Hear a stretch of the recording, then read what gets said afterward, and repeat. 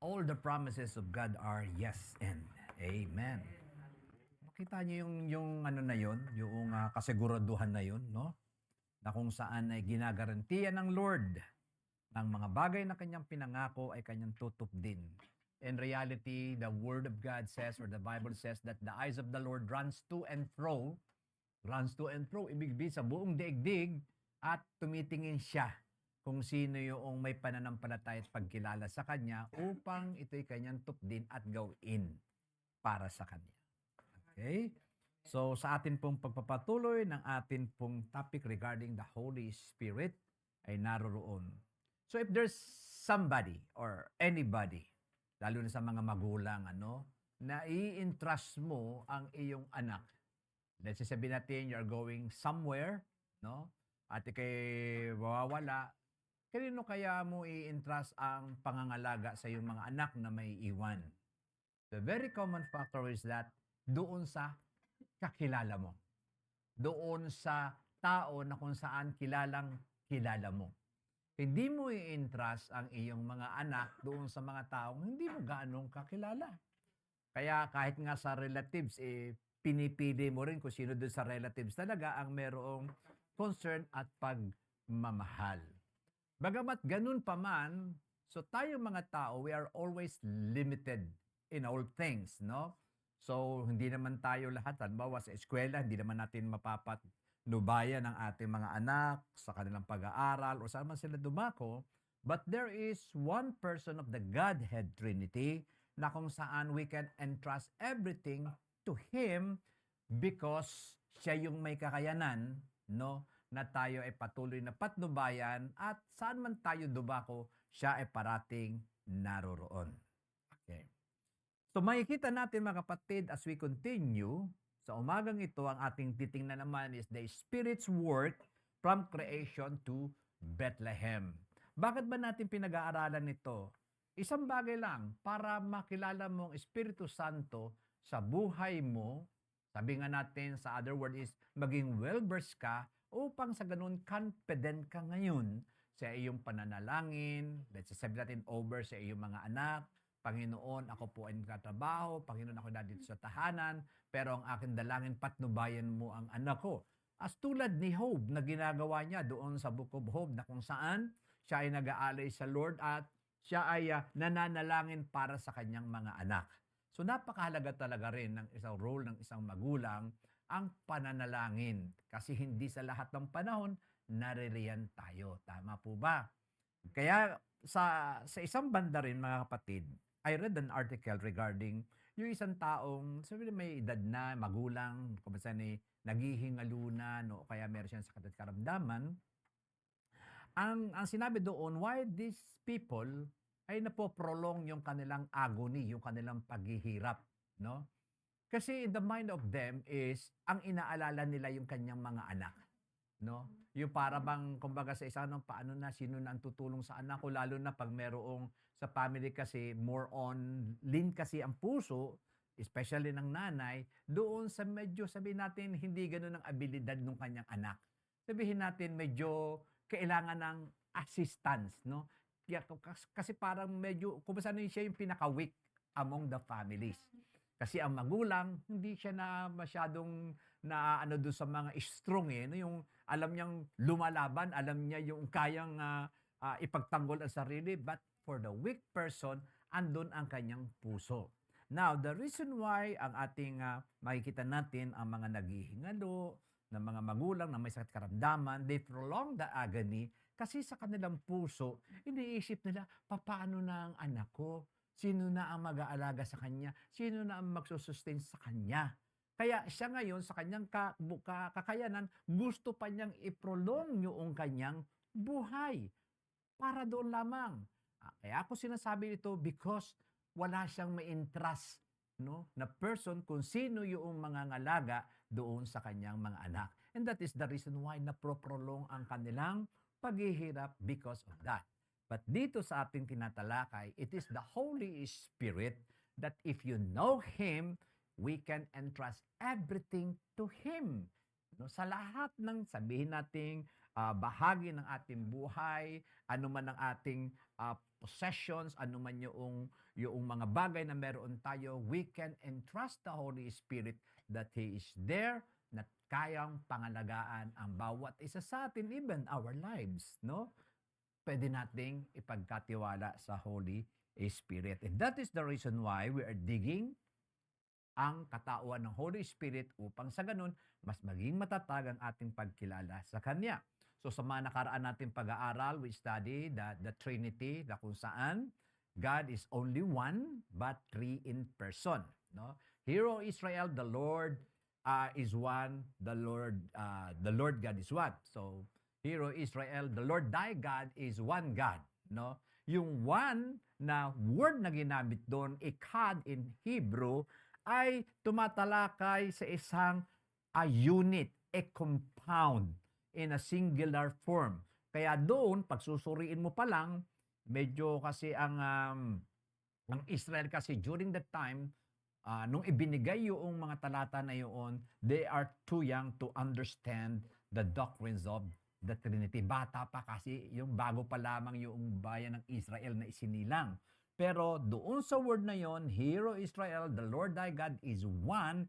It talks about plurality. It talks about one unit. It talks about compound. Kaya dito makikita natin the Spirit works from creation to Bethlehem. No? Doon pa lamang sa creation, makikita na natin ang active ang Holy Spirit. So let's go. So according to Genesis chapter 1 verse 2, no? The earth was without form and void, and darkness was over the surface of the deep. Minsan tinanong ko rito sa akin sarili, why is it, no, before anything else, no? Bakit magagawa pa ang Lord ng isang tinatawag na earth na void? Why is it from the very beginning is ayos na lahat, di ba? Tayo naniniwala naman God is not the God of disorder, no? Pero nung akin tinitingnan itong mga bagay na ito, there is a purpose, no? The reason why that the earth is void, no? Alam niyo kung naandun tayo marahil sa panahon na yun, matatakot tayo. Kasi yung darkness was upon, then the water is right there, no? Nakaano na ba kayo? Nakaranas na ba kayo yung ayun sa mga especially sa mga nagsiman, yung nakakatakot na mga waves na nakakaano talaga yung almost yung barko ay kayang lamunin noong alon na yun. So actually nakakatakot talaga yun kaya hindi ako nagsiman.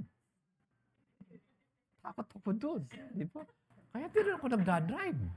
Kasi ang daming loko sa daan, di ba? Okay. So what I mean is that why is it that when God created the earth is without form? Void. Ang ibig sabihin nun without form, ibig sabihin, it is not fit for habitation. No? Hindi naman yung walang form na, kundi naroroon na yun. Kaya lamang yung buong earth ay napapalibutan ng tinatawag na tubig and darkness ay naroroon. Now, iniisip ko, why is it ganun na ginawa ng Panginoon? So, doon ko nakita na so that God can communicate at makita ng bawat isa sa atin the power of the Holy Spirit, no? Para makita natin, maunawaan natin who is this Holy Spirit. At ang sabi dito, the Hebrew word for moving, no? The earth was formless and dark and void, and darkness was over the surface of the deep. So this Holy Spirit is moving upon the surface of the water. Kung ipagpapatuloy natin yung mga bagay na yun. Now, in Hebrew word for moving means brooding, no? Means hovering. So, alam niyo yung hovering, nakita niyo yung, di ba, yung naka-steady lang, yung nakita niyo yung, especially yung hummingbird, they can suspend themselves doon sa hangin, ano? Then brooding, nakaganon naman siya, kumbaga parang something like a pakpak na nakaganon. So, this word, kung titingnan natin, at para mautawaan natin, yung word na brooding, it's something like the hen, yung ina, no? Na manok, no? Na masarap tinulahin, no? Lalo na pag native, no? Tapos lalagyan mo maraming papaya. Tapos no? Yung dahon ng sili, tapos meron pang malunggay. No?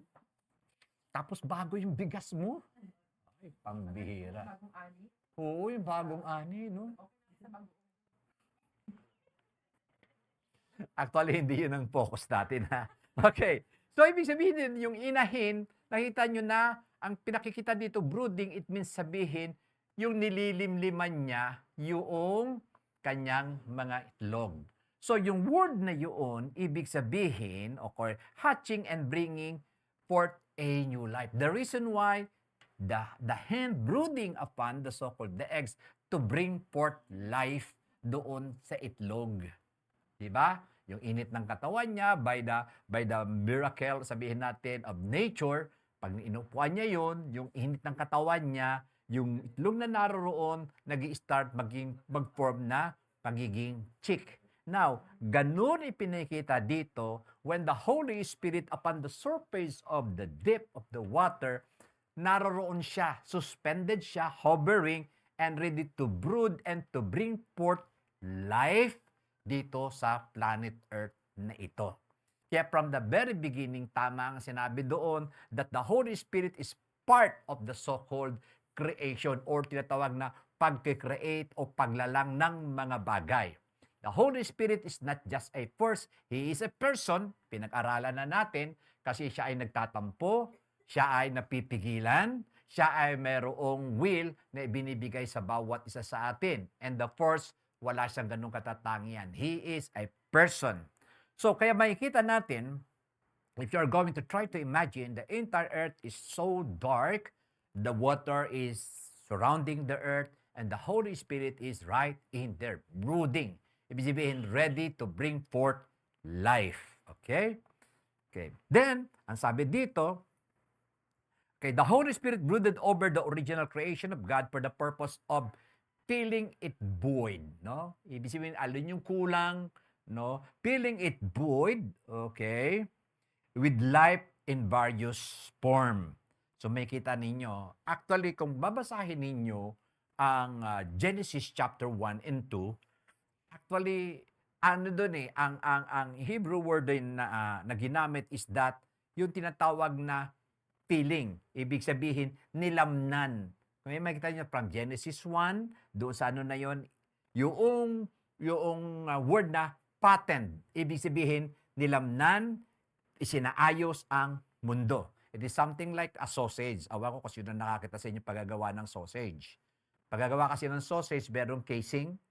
Alam niyo yung casing, yun yung bituka ng karamihan na baboy or tupa, no? Tapos pag ano yon, merong machine, nagpapump yun, tapos nilalagay doon. Iba naman, manual talaga, no? So, ibig sabihin noon, kaya from the very beginning, sinabi doon, and God said. So, ibig sabihin, He patterned this earth and the entire universe in the time of creation. Now, sino ang nagdala ng tinatawag na creative power? It is the Holy Spirit. Kaya makikita nyo yung triune God dun eh. Lamang the Holy Spirit cannot act without the so-called the Word. Kita nyo? Pag walang command, walang action. Kaya ang sabi doon, the Father Himself said, which is the Son, no? The Word. Sabi nga natin, Jesus is the Word of God. John chapter 1, sabi doon, in the beginning was the Word, and the Word was with God, and the Word was God. He was in the beginning with God. So when God said, the Holy Spirit acts over doon sa command. Let there be light. Boom. Kaya sinasabi nilang Big Bang, actually, ano yun eh, totoo naman yun eh. Lamang, totoo sa isang side na kung saan, when God said, let there be light, physics naman, pag-aaral na sa ano, it's something like na kinakailangan merong start of spark. No, yung tinatawag nila Big Bang. Kaya lang ang ano nila is billion years ago. So hindi ganun eh. Kasi walang ganung ano, kasi kung billion years ago ang mga bagay-bagay, wala ka na makikitang puzzle, wala ka na makikitang footprint, no? O ano pa mga evidence kasi ano 'yon, ang makikita mo na doon carbon, wala na 'yon. Tsaka yung nitrogen, wala na 'yon. Only the elements ang makikita mo. Kasi nadidecay yan eh. Mayroon decay ang mga elemento, no? The reason why yung tinatawag na carbon dating, inaano nila yung kasi, for example, ang isang tao namatay, Ang carbon dating kasi, every creature, no, ay may present na tinatawag na carbon. Okay, I don't know kung carbon 16 or something like that. Ngayon, tinitingnan nila, halimbawa may nahukay sila ngayon, titingnan nila yung carbon na naroroon. Kung ano yung component niya, pag ibig sabihin, sa madaling salita lang, pag marami pa ang carbon present doon sa isang inano nila, ibig sabihin, bago pa. Ibig sabihin, medyo bata pa yung panahon na kanya inilalagi. Pag very few na ang carbon, ibig sabihin, mahaba ng panahon kasi nadidecay siya. Okay. So kaya dito may kita natin, when God said, let there be light, boom, the Holy Spirit, ano yun, no, bring forth life to the spoken word. Kaya ang sabi ni Jesus doon sa John, the word I have spoken unto you, the word daw, sinasabi ni Jesus, I have spoken unto you is spirit and life. Because spirit bring forth life. Kaya nung na-born again tayo, when the Holy Spirit ay dumating sa atin at narinig natin yung salita or the message of the gospel, ano yun, kaya ka binigyan ng buhay na walang hanggan. Without the Holy Spirit, mga kapatid, walang tinatawag na birth of life sa bawat isa sa atin. Kaya yung the triune God, may kita nyo ang kanilang tinatawag na function doon sa eternity past, no? Yung pinag-aralan natin sa Unitarian na kung saan that is a lonely God. Kinakailangan niya some creation to express His love. Some creation to express His tinatawag na fellowship. So therefore, He is incomplete in Himself. But when we look about the triune God, no. Sabi nga, ano ang ginagawa ng Diyos yung wala pang creation? They have fellowshipping. They're expressing their love to each other. They're fellowshipping. Kaya doon sa Genesis, sabi yan, nung nag-usap sila, ano din yung conclusion? Let us make man. Sino ang mga kausap noon? No? Hindi naman mga anghel. Kasi hindi naman tayo nakawangis ng anghel. Asan yung mga anghel natin dito na wala na? O, tapos na yung nag-day off na sila. Nakikita nyo na uli sila sa pagpasok ng ER next. Itong year na to sa ER. Okay. Yung isa pagpasok ng October, isang angel lang muna ilagay natin. Tapos November, yung pangalawa. December, yung pangatlo, no? Okay. When God formed man of dust from the ground, tingnan nyo ito the Holy Spirit was involved. We learn this directly in Job 33 verse 4. Malinaw kasi doon sa 33 verse 4. Sa Genesis kasi, ang mababasa lang natin, and God formed man out of the dust, and He breathed from His nostril. Now, in Job 33 verse 4, ang ganda ng sinabi dito. Sabi dito, the Spirit of God. Sino daw?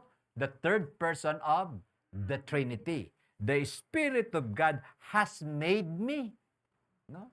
Kaya kung sino man ang i-point mo doon, the Father, the Son, the Holy Spirit, sila yung lumalang sa'yo. Okay. Because isang Diyos sa tatlong person. Okay. Tingnan nyo The Spirit of God has made me and the breath of the Almighty. Ano daw? Kanino daw breath? The Almighty. So, ibig sabihin, it is God Himself. And the breath of Almighty gives me life. See? Tandaan nyo ito. Job 33, verse 4. Para pag in-explain nyo yung John chapter 1, verse 2, or John chapter 1, verse 26, when God created man, ito yun. The Holy Spirit of God is involved, no, when creating you. Okay. Then, sabi dito si Genesis chapter 2, verse 7, ay ganito sinasabi, also say that the Lord God breathed into His nostril. Yung sinabi ko sa inyo, no? Hiningahan nang pinorm ng Lord yung tao out of the ground, no? So naka-form na siya, wala pa siyang buhay, no? At sabi dito, and God breathed into His nostril, no? Sa ilong, the breath of life. It is the Holy Spirit of God ang nagbigay buhay sa bawat isa. And man became a living soul. Tingnan nyo mga kapatid, if you're going to read the so-called John, only man has the so-called eternal soul or living soul. When we talk about living, hindi siya namamatay. Kaya every human being is definitely an eternal soul. Ang mga hayop, meron din silang soul. Hindi nga lamang tinatawag na forever living. Sino ba yung nag-ano din ng forever living? Mamamatay rin yun. Di ba? Okay. Kaya ibig sabihin, yung mga hayop, pag sinabi natin soul, it is the seats of emotion, intellect, and will. Ang mga hayop, meron din yun. May talino ang hayop, lalo na pag yung mga doge ninyo magagaling, no? Yung napapanood lang namin sa TikTok, sabi, ba't ang gagaling ng mga dogs doon? Yung sa amin, hindi. Oo. Magaling doon. Dinadala yung mga ano doon, inilalagay yung kalat, marunong magligpit. Samantala yung dog namin, parati namin dala, yung map ang ano namin. Ayan, eto dito. Bira. Walang ginawa ko din dumamba lang sa'yo. Pero yung iba nag-i-skate pa, ba? Yung skate pang ganon. Okay. So, kayo makita nyo ang mga hayop may talino. And they have also emotions. No, meron sila din, they have the knowledge. Lamang, the soul with them, hindi siya living na kagaya ng tao. Minsan may mga mga statement na ay yung dog ko pagdating ko sa heaven makikita ko sila doon. Sino may sabi naman sa iyo? Wala naman sinasabi sa Biblia. The only living soul is the human being. Kaya yung human being na may living soul, mayroon dalawang patutunguhan, whether sa poder ng Diyos o wala sa poder ng Diyos na tinatawag nating magpawalang hanggang kaparusahan because they did not believe in the only begotten Son of the Father. Yun lang naman ang kasi. Alam niyo, ang Panginoon gusto niya lahat ng sangkatauhan ay maligtas. That is the entire, and that is the reason why He sent forth His Son para sa lahat. Subalit, meron tayong pamimili na ginagawa sa buhay natin. Ang hirap naman kasi mahalin yung taong hindi mo mahal, di ba? O sige, yan na lang papapangasawa mo, nadaanan ko yan dun sa labas. Pwede ba yun? Siyempre, ang gusto mo makasama sa buhay mo ay yung tinatawag na mahal mo. Because sa pagmamahal na yun, you can spend time and eternity sa Kanya. Di ba? Kaya yung mag-asawa, dapat habang tumatagal, lalo nagmamahalan. Asa na yung, kaya love na love ko na yan si Pastora talaga eh. Hindi, dinig naman niya yun. Dinig naman niya. Hindi nakikita niyo yung mga bagay na yun. Okay, so let's go back. Alam nyo, ang buhay ng isang tao, yes, totoo. No? Tanda natin, sabi nito, and God breathed from His nostril the breath of life and man become a living soul. The life of a person starts with the breath. Yung bata, kasi pag nando pa sa sinapupunan, hindi niya ginagamit ang lungs niya. Kasi all the oxygens, all the nutrients, andun sa kanyang tinatawag na umbilical cords na nakakabit sa kanyang mother. Kaya yung mother, pag nagbubuntis, huwag niyong tipirin. No? Pakainin niyo ng masustansya yan. No? Pero wag naman matigas ang ulo yung mga gusto matataba. Hindi. Healthy. Kasi yung nutrients na meron sa iyo and the oxygens is being distributed to you kasama si baby. So yung lungs, wala pang function yon. Pero ina-acquire na rin natin na siya ay isang living being. Kaya lamang, makikita ninyo yung importance dito, and God breathed from His nostril the breath of life. That is the so-called the first life na magkakaroon ng isang bata. Kasi isang bata, pag isinilang at hindi nagamit ang lungs, dedo na siya. Kaya nakikita nyo, pag ito ay tinatawag na pinapalo sa puwet. Akala ko, may kasalanan agad yung bata nung lumabas. Kaya pinalo sa puwet. Hindi pala, so that the first breath to expand the lungs ay, gumana. Kaya yung unang life talaga ng bata, kapag siya ay pinanganak, yung unang hininga, yun ang nagbibigay sa kanya ng buhay. No? Kaya may kita nyo doon sa TikTok minsan yung bata, di pa patay na. Pero pwede pa rin nire-revive ng doktor. Ano? Matagal, mga ilang ano yun. Pero nung gumanon yung bata, then life started. So, ang sabi dito, when God created men and for men in His own image, naandun na, at ito yung panahon, and God breathed from His nostril the breath of life. And that is the action of the Holy Spirit that bring forth life doon sa inanimate person na naging animate person. Nagkaroon na siya ng buhay.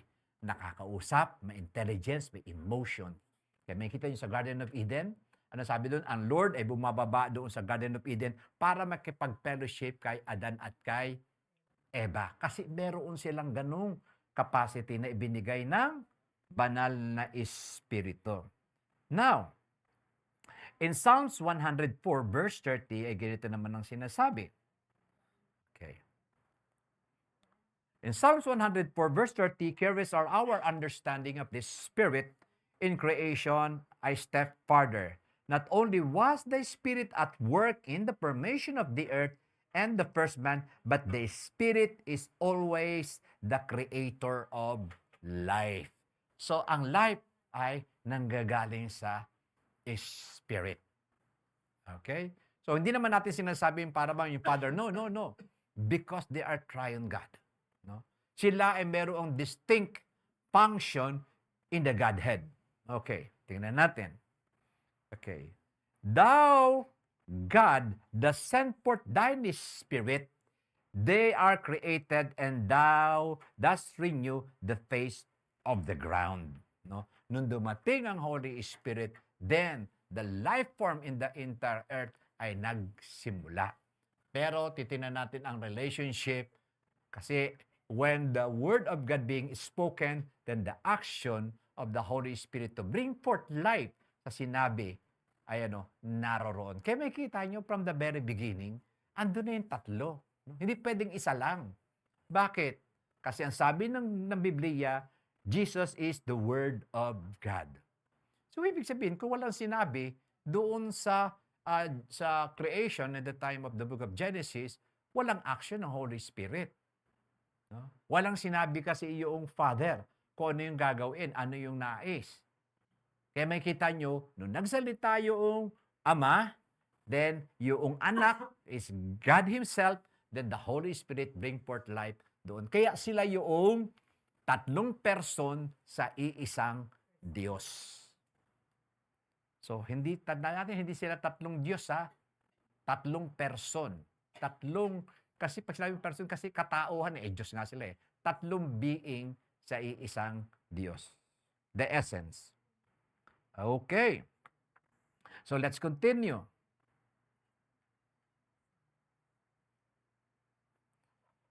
Psalms 104 verse 30, at saka sa Job, ito yung sinabi, shows us that the life-giving function distinctively belongs to God's Spirit. Kaya may kita nyo, mga kapatid, the function of the three. Tandaan natin, parating the Father sent forth His Son. Sino yung nagpadala doon sa anak? Yung Ama. Sino ang ipinadala? Yung anak. At ano daw ang gagawin ng anak? So, sa pag-uusap nilang tatlo, this is the time for the redemption of mankind. Ibabalik ng Diyos yung mankind dun sa original purpose at layunin ng Panginoon. If you read the so-called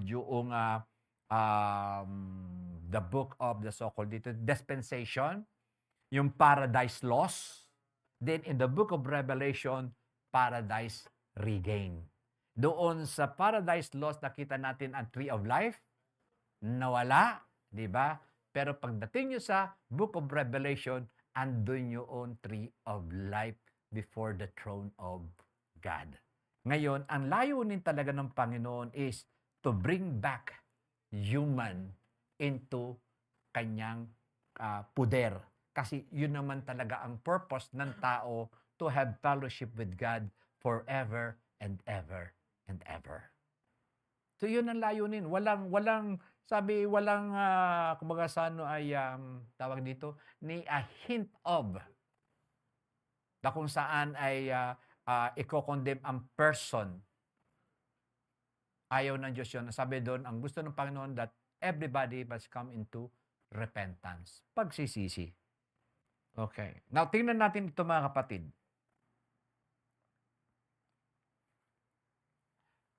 However, God both blesses and curses, delivers punishment. So ito yung isa din sa katatangian ng Diyos na hindi dapat nating kaligtaan.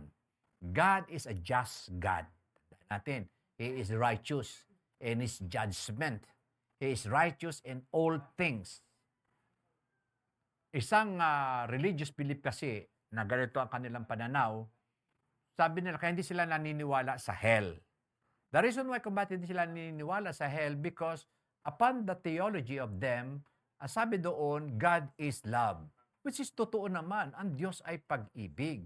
Ngayon, how is it that a loving God can send forth a human being into hell or the lake of fire? Kaya sa kanilang theology, wala ang theology of the so-called eternal punishment kasi ang Diyos nga ay pag-ibig.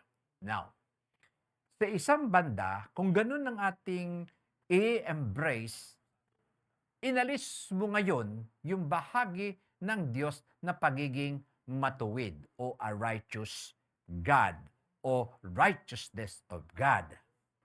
Kasi pag magiging ganun, konsentidor ang Diyos lalabas. Kasi sa lahat ng ginawa ng mga tao, ng kasalanan o anuman ang gawin niyang kasalanan, still papasok pa rin siya doon sa poder ng Diyos. Hindi yun. Hindi ganun na sinasabi. Sabi nga sa Book of Revelation, there is no unclean thing that will enter to the holy city of God. At sabi doon, outside the city of God are dogs. Ibig sabihin, no impurity will come inside. Kasi, alam niyo, magandang security guard doon. Anghel ang mga security guard doon. No? Hindi ka pwedeng tinatawag na ano yun, yung sa napapanood sa Mission Impossible, na kumukopya ng ID. No? Walang ganon. No, hindi ka ipapapasukin doon. Okay. Now, tingnan natin. Ang sabi po dito, from the time to time, the Holy Spirit took possession of certain men in order to deliver God's people. For instance, in the book of Judges, he came upon Othiel, Gideons, Jephthah, and Samson. So makikita ninyo, mga kapatid, na especially very vivid sa life ni Samson, no? Nagkakaroon lang ng lakas si Samson kapag dumarating ang Espiritu Santo ng Diyos. And the people also, even in Solomon, the wisdom of Solomon, I believe the Holy Spirit is right in there, give him the wisdom. Now, as far as Samson is concerned, hindi si Delilah ang tinatawag na nag-cause ng kasalanan ni Samson. Kundi ang tunay na culprit sa buhay ni Samson is his disobedience. Si Delilah lamang ay kinasangkapan lamang para ipakita ang tinatawag na disobedience ni Samson sa Diyos. Kasi from the very beginning, matigas na ang ulo ni Samson. Now, ang tanong, bakit, Pastor? Yung Holy Spirit ay pumupunta pa sa kanya. Not for himself. Kasi pumupunta ang Holy Spirit to topple yung mga kaaway, yung mga Philistine, because the bayan ng Israel is under the covenant of God. Ginagamit siya, even he is a holy person, to perform the covenant. Di ba? Sabi natin sa covenant, kapag ang kapartner mo is at stake or sabihin in danger, it is the responsibility of the covenant person to protect. Ganun ang nangyari kay Samson. Alam niyo ba si Samson na siya ay isang Nazarene, a person in covenant with God. Pero hindi siya naging maingat sa kanyang paglakad. Una, ano yun? Kumuha siya ng mapapangasawa na hindi nila kalahi. No? Don't be equally yoked. Yung mga equally yoked na yan, no? Nagpapahamak yan. Sabihin mo nga sa katabi mo, nagpapahamak yan. Okay, yan. Diinan nyo yan. Okay. So, ano nangyari? Si Timna. I think, una muna, yung mother and yung parents ni Samson, sinasabihan siya na wag mo kukunin yan kasi hindi yan tinatawag na, at yan ay bilang isang tinatawag na Nazarene, ibig sabihin, nakatalaga siya sa Diyos, hindi mo dapat gawin yun. Pero hindi siya napigilan ng kanyang magulang. And at the same time, no, at his own dispense niya ginagamit yung kanyang tinatawag na lakas. Hindi ang pagputol doon sa buhok ni Samson ang naging sanhi para siya maging mahina. Tignan niyo, tatlong beses yun, di ba? So, ibig sabihin, doon sa 3 beses, pakikita mo in the time of Delilah, ano yun, wala nang tinatawag na discernment si Samson about the truth. Yun ang nagpabagsak kay Samson. Kaya ang nangyari, yung Holy Spirit nag-grieve siya. Di ba? No, hindi na siya dumarating kay Samson. At si Samson ay nahuli, di ba? Nahuli ng mga presidente, tinalian, hindi na siya makakalag. Pero dumating sa tinatawag nating consciousness si Samson sa kanyang nagawang kasalanan. Humingi siya pinutulan siya ng buhok, akala nila doon eh. Then humaba na yung buhok, humaba na. Minsan pagtitinay mo sa story, ganun eh. Pero ano yun, yung repentance niya sa harapan ng Diyos. Yun ang, ano yun, nagpanumbalik para ang Holy Spirit ay muling lumukob sa kanya at sabi niya doon, Panginoon, patawarin mo ako sa aking kasalanan. Pero bigyan mo pa ako ng isang pagkakataon para ang mga kaaway ng Israelitang ito ay tinatawag na magapi. Kaya nung dumating yung panahon na yon, no, bumalik yung Holy Spirit, bumalik ang lakas niya, tinulak niya yung major pillar doon. At sabi doon sa Biblia, from the lifetime ni Samson, mas marami ang namatay doon sa panahon na yon. Anong ibig sabihin? Sometimes we look sa hardship, that the life of disobedience, we struggle no, sa mga bagay-bagay. Pero if we obey God, things will be easy. Kaya sabi doon, mas marami ang namatay during the time. Ano na yon? That is the time when Samson obeyed the Lord, and the Holy Spirit came upon him, at ano yun? Boom! Andun yung lakas. Ano yun eh? Bulag na si Samson nun, ginag-out yung eyes. Siya ay na lamang, inakay na lamang siya ng isang bata at doon sa may pillar na yun. At doon siya nanalangin. So, the Holy Spirit of God is so vital to bring forth life sa bawat isa sa atin.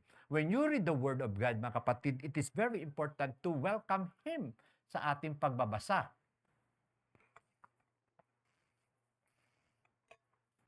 Marahil, the Pesach translation, sabi natin Pesach interpretation of the Word, yung pinag-aralan natin, no, yung plain, literal translation, or simple, maunawaan mo yun. Kaso lang, that Word of God must bring forth life sa buhay natin. No? Naintindihan mo halimbawa ang love, pag-ibig ng Diyos, or forgiving one another, naintindihan mo yun. But sometimes when you are there is the power for you to act upon and obey, especially forgiveness. Nagre-reason out tayo, di siya naman may kasalanan, ilang beses ko na siyang inano, di ba? But when the Holy Spirit give the understanding about forgiveness, it's easy for you. No? It's easy for you to forgive. Why? Because it is the Holy Spirit will give you power to release ano man yung naroroon. Una, ikaw ang pinalalaya pag nagpatawad ka. At yun ang naisin ng Panginoon sa bawat isa sa atin. Okay.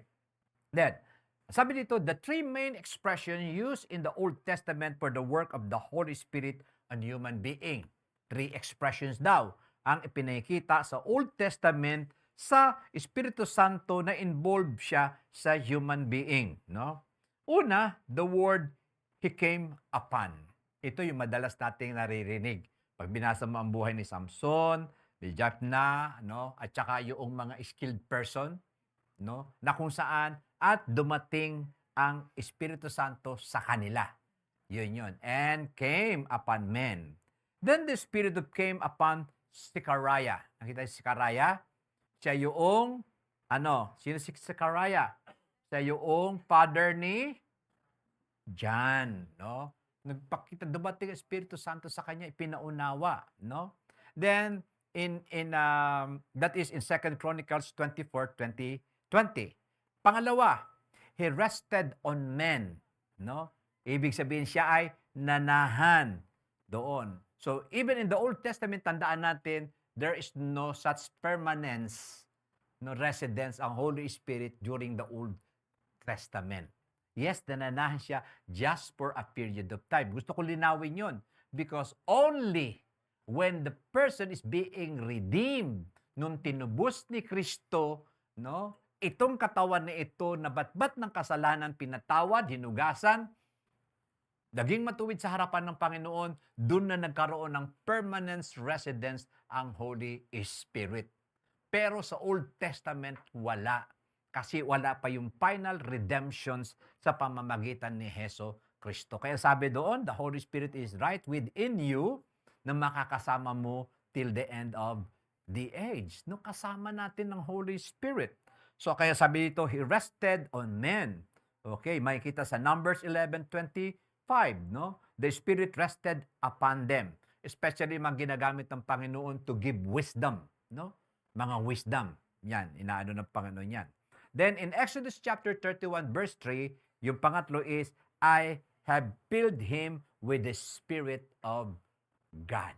Yun ang mga lingwahe in the Old Testament. Pero sabi ko nga sa inyo, there is no such permanent residence of the Holy Spirit. Kaya nakita niyo yung nagkasala si David. Ano yung ginawa ni David nung nagkasala siya? Ang sabi niya doon, take not thy Holy Spirit from me. Psalms 51 verse 11. Kasi alam ni David yung Holy Spirit. Kasi hindi niya sasabihin yun if he did not experience the so-called the Spirit of God. Naalala niyo yung nag-worship siya sa Panginoon, di ba? Ang sabi nga nung kanyang asawa si Micaela, para siyang sabi nating ulul, no? Word na ulul, para siyang tinatawag na sisiraan. Doon nagsasayaw siya sa harapan ng Panginoon. I believe the infilling of the Holy Spirit is right in there to David, giving joy to his heart to sing forth praise to God. At yan din ang trabaho ng Holy Spirit sa bawat sa atin when we gather together para magpuri sa Panginoon. Una talaga, express mo yung pananalita. That is the reason why. Kapag ginagawa mo yun, then the Holy Spirit will anoint that thanksgiving of yours. Yan, hindi sampayan ang pupuntahan yan. Pumupunta yan doon sa luklukan ng Diyos. Pero, ikaw ang magkakaroon ng initiative, isaysay mo, tingnan mo ang kabutihan ng Diyos sa iyong buhay, then the Holy Spirit will inspire you and bring forth life sa sinasabi mo, and you are becoming much more grateful sa harapan ng Panginoon at na-appreciate mo siya sa iyong buhay. Kaya doon nyo may kita, bakit umiiyak yung hindi lungkot yun eh. Kasi that's the so-called tears of great appreciation. Na-appreciate mo yung Diyos na gumagawa sa buhay mo. Okay? Kaya si David dito, nung siya ay nagkasala, alam naman natin yun, nagkasala siya ng adultery. Diba? At sabi niya doon sa awitin na yun, na parati nating inaawit, and take not thy Holy Spirit from me, restore unto me the joy of my salvation, and renew right spirit within me. Created me a clean heart, O God. Diba? Yun yung kinanta niya, yun yung sinabi niya doon. Nung nagkasala siya, sising-sisi talaga siya. And the new right spirit within me. Okay. So, and take not thy Holy Spirit from me. Kasi alam ni David, pag walang Holy Spirit sa kanya, walang saysay lahat ang gagawin niya sa buhay, with regards with God. So, ganun din mga kapatid. Sa anumang anggulo ng ating buhay, we have the residence of the Holy Spirit. Gamitin mo yan sa trabaho mo. no? Sa pakikipag-ugnayan mo, gamitin mo yan sa business mo, gamitin mo yan sa relationship mo bilang mag-asawa, gamitin mo yan sa pagiging ama mo, o whatever. Kasi the Holy Spirit will bring forth life. Especially, for example, medyo hindi na maganda ang relationship. Sabihin natin, aandap-andap na ang relationship ng mag-asawa, the Holy Spirit is right in there. Instead of nangangastigo ka, naunawaan mo, inuunawa mo yung mga bagay-bagay. At ang Holy Spirit ang nagbibigay siya ng pang-unawa sa mga bagay-bagay na yun. Though, di naman natin masasabi because every individual has its own will, pero ang maganda sa iyo, ganun pa man, malaya ka kasi pinalaya ka ng Diyos sa sitwasyon ng buhay mo. No guilt, no at all. Masaya ka kasi ang Diyos ang nagbigay ng kagalakan sa buhay mo. Okay? And the so-called the most astonishing part of the scripture is Isaiah 61 verse 1. Dito nagsimula ang tinatawag nating permanent residence of the Holy Spirit. Ang sabi diyan, ito mismo yung binasa ng Panginoong Hesukristo doon sa sinagoga. Isaiah had recorded prophetically the Messiah's word say. Napakinggan niyo yan. The Spirit of the Lord is upon me because the Lord has anointed me. Kung babasahin niyo yun, to preach the gospel, to set the captives free, doon siya in-anoint ng Holy Spirit. Kaya nangyari yon in His baptism. Kita nyo, sabi doon, ang Espiritu Santo ay bumaba sa Kanya. No? Yung pag-ahon niya sa tinatawag na tubig. Because at the age of 30, doon lang nagsimula si Lord ng ministry for salvation. Okay?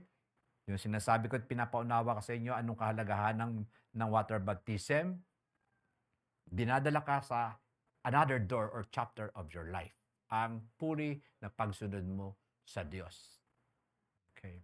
Kasi from the age 1, hindi natin nakita si Lord nag-perform ng signs and wonders and miracle. Kasi wala pa siya sa estado na ano yun, nagawin yung mga bagay na yun.